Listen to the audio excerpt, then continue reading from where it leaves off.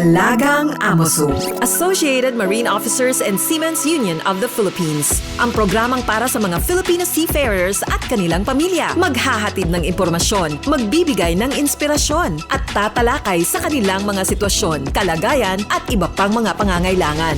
Alagang Amoso. Kasama si Camille Simbulan dito sa Radyo Pilipinas World Service at Radyo Pilipinas Radyo Publiko. Pagbati, magandang araw and welcome po muli sa Alagang Amosup, ang serbisyo publiko sa radyong hatid ng Associated Marine Officers and Seamen's Union of the Philippines o Amosup at ng Radyo Pilipinas World Service. Sa programang ito ay pinag-uusapan natin ang iba't ibang programs and welfare services ng Amosup para sa mga miyembro at dependents ng ating union. At tinatalakay din natin ang mga napapanahong issue tungkol sa mga karapatan at kapakanan ng mga magigiting nating Filipino seafarers or sea-based overseas Filipino workers. Ang Alagang Amosup ay napapakinggan din po sa Radyo Pilipinas Radyo Publiko 738 kHz tuwing linggo alas 7 hanggang alas 7:30 ng gabi. Special shout-out syempre sa mga miyembro ng Amosup at dependents at sa lahat ng mga Pilipinong mandaragat sa iba't ibang panig ng mundo na nakatutok o nakikinig sa atin. Alagang Amoso dito sa Radyo Pilipinas World Service at Radyo Pilipinas Radyo Publiko.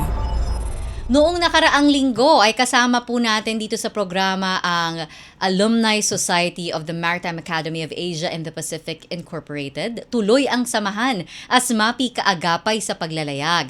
Nakasama natin sa show si Dec Cadet Justin Albarico ng Batch 2024 at kanyang ibinahagi yung mga initiatives at yung mga programa ng ASMAPI, no? Yung syempre yung mga magigiting na alumni ng MAAP. Alam naman natin na ang dami nating mga graduates ng MAAP na ngayon ay talagang namamayagpag na sa maritime industry.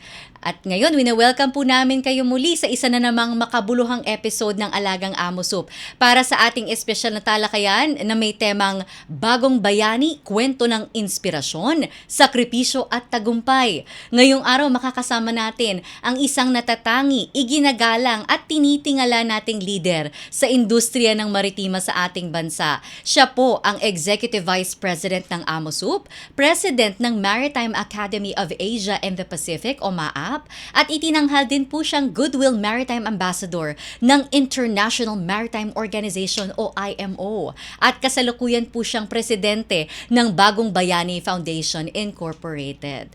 At so let us all welcome to the show our very own Vice Admiral Eduardo Maar Santos, AFP retired. Good afternoon, Camille, at maraming salamat sa pag-anyaya nyo dito sa inyong makabuluhang programa. Magandang hapon din sa lahat ng mga taga-subaybay dito sa ating programang ito. Binabati ko po kayong lahat mula po ito sa umpisa ako sa MAAP. Sa lahat ng mga sa MAAP yung pong pamantasan para sa mga seafarers at sa mga magiging opisyal. Puro lahat assigned sa mga foreign shipping companies. And of course, kasama na rin po ang Amosup. Alam po ninyo, Alagang Amosup ito. Kaya binabati ko na rin po lahat. Thank you so much, sir, for being with us. Alam po namin napaka-busy ninyo. At saka yung mga nabanggit ko pong mga achievements at role ninyo ay parang katiting pa lang po sa mga ginagawa nyo bilang isa pong opisyal ng ating union, ng presidente ng MAAP. Of course, ang dami nyo rin pong organizations in and out of the country. So, salamat po sa inyong oras, sir, at inyong panahon. So, let's dive into our discussion today, sir, yung Bagong Bayani Foundation Incorporated, BBFI. I'm sure marami na rin po tayong mga viewers na kahit pa paano familiar, naririnig na itong BBFI. So, sir, paano po ba nagsimula itong BBFI, Bagong Bayani Foundation Incorporated? Paano po ito itinatag? Sino pong nagtaguyod nitong napakahalagang programa o inisyatibo na to, sir? Thank you. Ito pong Bagong Bayani Foundation ay nag-umpisa ito as a civilian initiated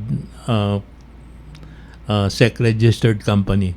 Meron pong civilian na nag-apply sa SEC upang igalang at saka purihin at ipakita yung tunay na galing natin bilang mga overseas Filipino workers.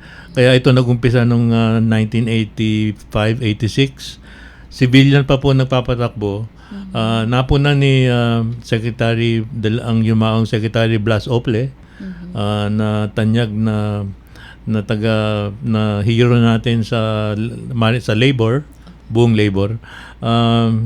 At sinabi niya instead of the government or POEA nung panahon na yon at saka Department of Labor ang nag-i-sponsor nung program, sinabi niya bakit hindi natin i-turn over ito sa a truly civilian organization. Na hiwalay na wala masyadong interest yung government, yung DOLE nun at saka yung POEA, but only to support the program. Kaya nung 1989 po tinatag yun. Siyempre ang chairman si Cablas, si Secretary Ople, pero ang presidente ay si Captain Gregorio Oca. Na founder din po ng AMOSUP. Siya ang founder din na siya rin ang founder ng AMOSUP. At that time, tanyag na si Captain Oca dahil pinaglalaban nila yung karapatan at yung kapakanan ng ating mga magdaragat. And of course, si Secretary Ople naman, yung mga land-based na OFW. So, anong nangyari, ang Bagong Bayani Foundation is the first truly OFW awarding activity. Kasi kasama dyan yung sea-based at land-based combined. Okay? So, at that time, ang pangulo po nung foundation ay si Captain Oca at pinilit niyang itatag ito and using the foreign polos, yung Philippine overseas labor offices natin, doon po naghahanap tayo ng mga outstanding na mga OFW both ashore at saka afloat. Okay? So in other words, yung gumawa sila ng award like outstanding employee, yun ang unang-una pong award na ginawa. Category. Outstanding employee for the 2 years by 2 years ang presentation ng award, ang coverage ng awards. Yung outstanding employee both sea-based at saka land-based. Okay? So yun po ang unang award. Dinagdagan po ng social and ano ba ito? Socio-cultural. Hindi, kasi meron din kasing culture and arts. Pagkatapos merong social activities na doon sa place of work nila, sa country of work. At yun ang nangyari. Nadagdagan po yung categories. Nadagdagan yung mga awards. Meron ding yung social pala kasama yung community service. So yung embassy siyempre, alam mo na pag Independence Day ng Pilipinas, siyempre nag-organize. Magarbo yung mga Filipino So communities. ito yung mga pinipili ng polo at saka ng embassy. Kung sino-sino yung mga very active dun sa activities na yon. Sa mga celebrations na yon. Meron din culture and arts, showing Filipino culture, showing Filipino art. But in general, karamihan doon yung mga nagiging mga cultural officers ng lugar. Like for instance, sa Kuwait, may cultural officer ng hari, Pilipino yun. Okay. Yun, meron talagang ganun. Ngayon, nadagdagan na just last year, we were asked, kinausap po tayo ng PO ng DMW, baka pwedeng magdagdag ng 2 pa, which is Heroic Act. Okay? Bayani talaga. Dati kasi, yung Heroic Act kasi, kasama yan dati sa community and social service. So, pag may mga heroism doon, kadalasan doon ang nananalo dyan sa napipili sa Heroic Act ay yung mga seafarers. So buong barko yun. Opo, yung mga nagsisave na mga refugees. Alam mo na, yung mga tutulong pag may disaster. Yun. So the other award that was selected was Reintegration Award. So ito ngayon, because this is the Award. Bago po ito yan. bago to. This is the first time that we are going to give this. Pero kasi ito yung hiling ng DMW na their program is really to get the Filipinos back. And when you get them back, they should be able to set up something, reintegrate, be a success in their society, at in their specific community where they are. Kaya nagdagdag nun. Because that's also part of the whole government program na reintegration ng mga galing sa labas na pagbalik either through Correct. setting up a business yun. any program in their communities. Tama. Ang ganda Ganun po yun. ng initiative na yun. Yun. So yun, isinama natin ngayon sa award. So that's the first time this year that we are going to give an award for reintegration. Kasi yung mga heroic act, meron na tayong mga awards nun eh. Kasama yan sa community and social section. Okay? Ngayon, meron pa rin tinagdag na isa. Aside from these awards, meron tayong special awards. From the beginning, merong natatanging bagong bayani. Yun yung Blas F. Ople Award. Is this the highest po? Or? Yun yung highest. Kasi nga, buhay pa si Captain Oka. Buhay pa si Captain Oka. Yumaon na si Secretary Ople. Nagtayo yung Bagong Bayani Foundation ng natatanging Bagong Bayani at that is called the Blas F. Ople Award. Okay? Nung yumaon na yung ating unang presidente ng Bagong Bayani Foundation, si Captain Oka, nagtayo din naman ng Captain Oka Award for seafarers naman. Okay. So land-based and sea-based. So may land-based and sea-based pa rin. Pagkatapos nang yumao si Secretary Toots Ople, gusto naman nila magtayo ng Toots Award. Okay. So ngayon meron tayong Toots Award. Po, panibagong category. So ito naman, mix ito.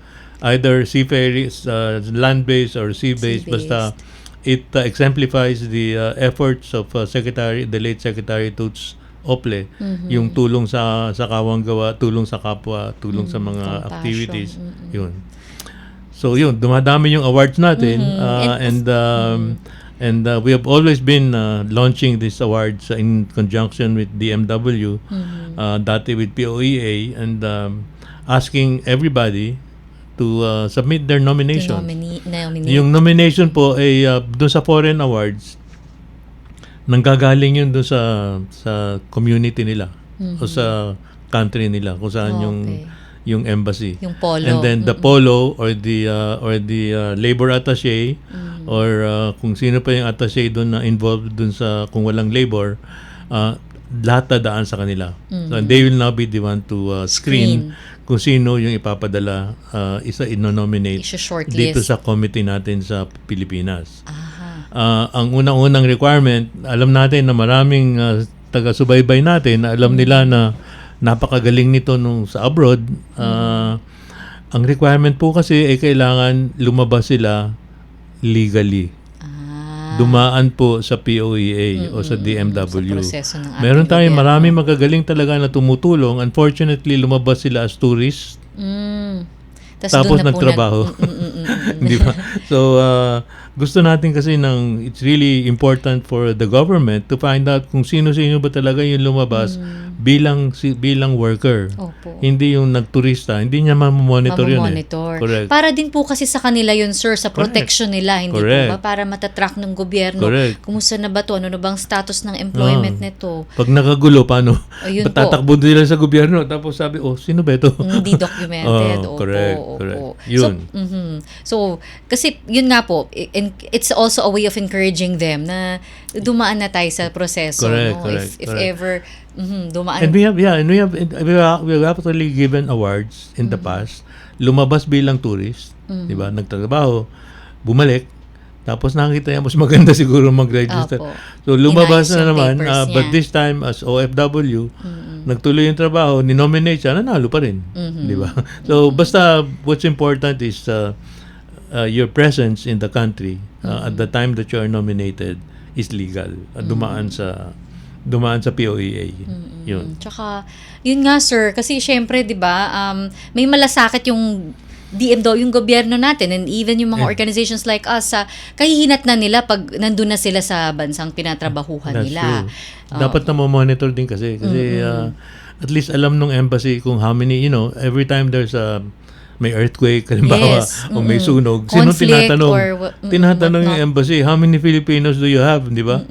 So yung pala, ang dami pa ng mga undocumented doon. So medyo nahihirapan din ng ang mga embassies doon track. to find out, to track. Okay. And yun, so ang good news, sir, yun nga, ine-expand nyo pa yung mga awards, mga categories ng BBFI, which means more opportunities for OFWs to be recognized by the BBFI, our fellow citizens and our government also. Yeah, it's actually national kasi alam mo, pinapublish naman natin to. In the past, it was actually the President himself, starting with President Arroyo. Siya mismo ang nagbibigay ng award sa Malacanang. However, if you give the awards in Malacanang, then everybody has to wear formal attire. Yes. Yung mga awardees, lalo na yung mga galing sa abroad, medyo ayaw magsuot ng Filipina dress. Siyempre, hindi sila papasukin sa Malacanang. And then you have to fill up. So the request was that pwede bang sa labas na lang tayo para mas madali. Less complicated yung proseso. Yeah, but anyway, now we are not sure because it seems like the President would also like to ibalik yung tradisyon. Kasi nag-umpisa sa father niya yun eh. Opo. Gusto niyang ibalik yung tradisyon. Yun ang that's going to happen now. We sent invitations but unfortunately he's not available on the first date, pero nagbago po tayo ng date ngayon. Hopefully he will be available. If not, then either the First Lady or Secretary or the Executive Secretary. So magiging nare-recognize na as government ngayon. Government man talaga. Dati yung mga Secretary of Labor, mga ganun. Ngayon, tataas na sa Malacanang level. So may ganyan po palang development sa BBFI na posible pa lang. Yeah, posible mabalik pa lang. sa Yes. Malacanang. Correct. Sir, paano po ba yung proseso? Gaano katagal po kayo nag-screen, Okay. tumatanggap ng mga nominations? Actually, nominations start as early as after the awards. In other words, after we give the awards in November, Bukas na we'll ulit. already start accepting nominations. But this will pass through the POLO. Ang exception lang, itong reintegration. Yes. Kasi nandito sa bansa. na sa Pilipinas. Yun. So, we'll make announcements kung paano yung mechanics ng reintegration. Tapos, ano ba yung criteria para mabigyan ng award. Because all the others have criteria already. Simple naman, outstanding employee. Yung outstanding employee, either magmula sa domestic employees hanggang sa middle managers. Kasama yun. Pwede kasi sila employee. mag-qualify, opo. Kasi employee. So, yung mga culture and arts, kasama yung mga dean, kasama yung mga educators, nandun silang lahat. So, meron silang mga categories doon. Yung heroism, as I said, yung mga taga-barko, but hindi naman barko lang. Those who really display heroic acts kahit na mag-isa, basta umabot sa amin, we are going to consider. Okay. So yun, they can start making the applications. Anybody can, especially office workers abroad. Pwedeng mag-nominate. Basta po idaan sa POLO. Dadaan sa POLO. Labor Yung Office. POLO mag-screen. Sila yung... So kasi for example, ako may kaibigan ako, pwede itong i-nominate for Yes, the Bagong yes. Bayani Awards. Correct. So i-forward ko yung kanyang application sa POLO. Correct. Okay Correct. po. Dadaan sa POLO muna. Kasi nire-receive namin not only from the POLO. Kung walang POLO, at least yung staff in the embassy that's Sa involved embassy. in workers. Yun. Siya yung magpo-process nun. Tapos ipo-forward ng Ibabato embassy sa amin. Bagong Bayani. Yun. Okay. And then yung sa reintegration program, sir, ilalabas nyo pa lang po yung Yes. Kasi bago. Opo. Bago. Dito manggagaling yun kasi hindi na galing sa labas. Opo. Kasi hindi natin alam kung ano nangyari. Opo. And then yung may deadline po ba, sir? Para sa mga the interesado. deadline is actually 3 months before the awards. Okay. So kung November uli yung ating umurong din kami. Dati we used to time the Bagong Bayani Awards with the Migrant Workers Day. Ngayon nag-suggest yung board, pwede ba na i-connect natin kay the late Captain Oka itong Bagong Bayani Award dahil siya naman nag-umpisa nito.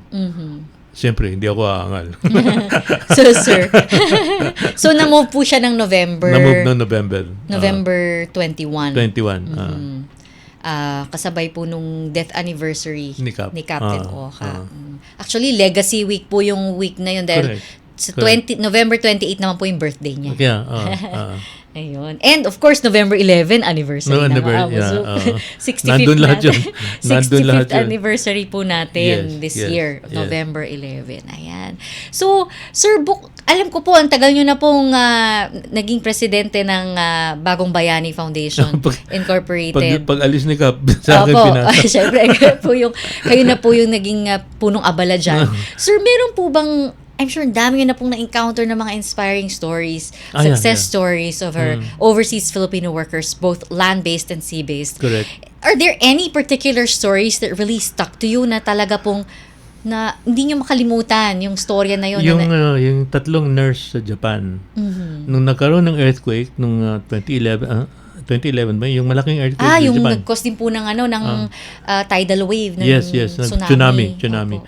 Meron tayong mga nurses na taking care of the aged doon sa side na kung tumama yung tidal wave. Nasa hospital yon. Hindi iniwanan nung tatlo. Kikilabutan ako. Yung kanilang pasyente. Hindi iniwanan yung pasyente. Nabuhay. Hindi iniwanan. Kahit na surrounded by water na sila, inaanod na, nakatutok pa rin yung tatlong nurses doon. Kaya they were recognized not only in Japan, but not only by us. Kahit sa Japan, ginawa silang hero eh. Kasi nga, yung kanilang heroic act of, well, of course, aside from being heroic act, meron pa silang award na outstanding employee. Ang dami nilang award. Pero well-deserved naman, sir. Yeah. Talagang heroic Kasi talaga. that involves life and death na. Yes, sir. Pati sila eh. Pati sila. Hindi nila Putting your iniwanan. life on the line. Hindi nila iniwanan yung pasyente kasi alam nilang hindi kaya eh. Mamamatay talaga yun. Pag iniwanan nila. So, hindi nila iniwan. Yun. And it shows really, sir, the brand of Filipinos, no, sir, working overseas. Yung Correct. kalinga. Di ba yan naman talaga yung mga characteristics, sir, ng mga That's Pilipino? true. Kahit na even our domestic workers, akala nyo pa ganun-ganun lang yun. But they have achieved or attained the loyalty of their employers. Na kung minsan, diyan ka na lang. Matanda na po, magre-retire, diyan ka lang. Diba? So up to now, they're still there. They become citizens, but it's because the owners saw their loyalty and the way that they work at yung kanilang mga working habits, nasanay na yung employer sa kanila. Eh siyempre, yung employer tumatanda na rin, di ba? So, ba't tumatanda ka, medyo ayaw mo na ng bago. Yes. So, from na naman, back to square one. Yeah, correct. Opo. At saka, sir, parang yun yung common denominator ng mga Pilipino talaga. Kalinga. Overseas Filipino workers. Yung loyalty, yung compassion. Kasi even yung seafarers, sir, I'm sure, Ganun ikaw din. po, ang dami niyo pong mga nakakasalamuhan ng mga employers Yeah. talaga. Yeah. Employers associations and mga ship owners talaga. Yeah. Ayan, ano po yung mga characteristics, sir, na lagi nilang Ang lagi sinasabi ng mga ship owners, well, of all sorts, of all nations, kasi marami din tayong countries na ship owners from those countries. Yung mga Greeks, gusto nila yung Pilipino dahil magaling magtrabaho. Tapos hindi naman maaasahan sila doon. Ganon din sa mga Europeans, ganon din yung gusto nila competence. Kasi may utak, nag-aaral at nag-English. yes. Yung English malaking bagay kasi as you know, English is the language of the sea. Lahat po ng maritime ngayon, pati yung mga command sa barko, English eh. So kung medyo hindi mo naintindihan, medyo malilito, di ba? Opo. But anyway, the ship owners like that and And the way that they work, that talagang seryoso sa trabaho. They are agile, they are very fast in moving. Tapos after that, they can have fun. Yun din ang gusto ng mga ship owners. Kasi alam mo yung Pilipino, bigyan mo ng gitara yun. At saka bigyan mo ng beer yun. Hindi na titigil yun. So they know how to unwind, how to de-stress. And that because if you have that on a ship, alam mo naman sa barko, 20 lang kayo. Tapos you do a lot of work, hirap na hirap kayo, pagod na pagod. Hindi mo na makapag-relax, di ba? So once in a while, the captain will say, "Oh, everybody relax." So when you relax, ito na yung Pinoy. May ng gitara. So, magaling mag-build ng camaraderie. Yun. Galing. Okay, that's really good to know, sir. And talaga pong yung Bagong Bayani Foundation, it's a platform po, no. Instrumento siya para umangat yung moral at saka yung ito nga pong image ng mga OFWs natin for who they really are. Na correct. Yun nga po yung mga positive traits, positive characteristics of the overseas Filipino workers. That's true. At saka they become models. Yes. Doon sa kanilang country or community where they're working. Nalalaman ng lahat kasi pag Independence Day, pag ganun, sama-sama sila sa embassy, di ba? So nagkakakitaan sila, nagkakakilala. And then you say, nalo yun ng Bagong Bayani. Ina-announce kasi nung ambassador. So andun yung sense of pride. Yes. So, yung our Bagong Bayani awardee for this year is yun. So, natutuwa sila na nagkakaroon tayo ng model and para pamarisan ng iba. So, role model. So that's essentially the reason why we have Bagong Bayani Awards is for them to be models in their respective countries where they work. At the same time, increasing the prestige of Filipino workers, whether they are in low-level works or in executive jobs. Lahat may opportunity to shine. Yes. Okay. It's very, very nice, sir. And talaga po nakaka-inspire the work that you've been doing, sir, with BBFI, Bagong Bayani Awards. And it's really something that we need to promote more. We need to showcase more. Lalo na ngayon, sir, daming ways to spread the word, no? Correct. We are also thankful to, of course, this is actually responsibility ng government to di ba? Pinasa lang sa atin kaya because tayo nagpa-fundraising. But anyway, ito si Sec Hans, when he was still Sec Hans Kakdak, when he was still POEA, he put up the bantayog ng mga Bagong Bayani dun sa harap ng POEA building. Lahat ng awardees from 1989 nandun. Tapos nag-i-increase. So it's a whole wall. It's a wall of heroes. Wow. Yun. So natutuwa siya na actually when he became a DMW, kasi the wall is facing the building. Papasok ka sa gate. Kung papasok ka, hindi mo mapupuna. Kung palabas ka, saka mo makikita. So ang ginawa niya, nilagyan niya ng mga bulaklak at saka mga upuan para pwede mag-standby kung sino yung nandun. At siyempre kung ikaw nanalo, nadali mo yung pamilya mo. Pangalan ko yun. Andun nga yung ako yun. Bagong Bayani. Right, It's very apt, no, sir? Talagang modern heroes. Yes. Bagong Bayani. Okay, sir. Panghuli na lang, sir, ano pong mensahe nyo sa mga Bagong Bayani natin, lalo na sa mga Pilipinong mandaragat natin na patuloy na nagsasakripisyo para sa kanilang pamilya at sa ating bayan, sir? Alam po natin yung sa ating mga OFWs, alam po namin yung hirap ninyo, pag-apply, pagkuha ng trabaho, paghanda. Tapos pagdating nyo dun sa lugar, marami ring hassle. So marami kayong daranasan upang magawa yung inyong basic na need nyo na makatulong sa pamilya. Alam po natin yan kasi mula ng mga kabataan na nagkakadete, nagbabarko kasi bakit? Tutulong daw sa pamilya. So, kasama din po dyan yung ating mga land base, ganun din. Kahit na medyo may edad na, hindi na mga teenager, ganun pa rin kasi nakikita nila na mas magandang opportunities. Bakit? To help their family here. So yun palagi ang aking sinasabi sa kanila, konting syaga lang dahil lahat naman ito para sa pamilya mo. Kung marami kang pamilya, mas marami kang trabaho. Biro lang yun. Biro lang. Pero talagang yun, sir, ang tanging inspirasyon talaga ng mga overseas Filipino workers Lahat. natin, pamilya talaga, sir, number Correct. one. Kahit saan po tayo magtanong, yan talaga ang kanilang Correct. answer. Kaya sinasabi ko na pagtiyagaan na lang ninyo kasi anyway, para sa pamilya ito at nandyan naman yung gobyerno nakaalalay sa inyo. Tapos dito po sa Bagong Bayani, meron kami tinatawag na Alumni Association. Yung mga dating Bagong Bayani. So yun, tinutulungan yung mga nandito. So kasi nga, nabigyan naman sila ng award.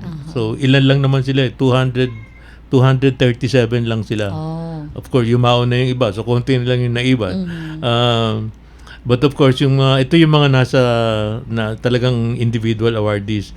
Yung awardee na kasama yung barko, ay 1,700 po yun. Wow. Hindi naman masyado.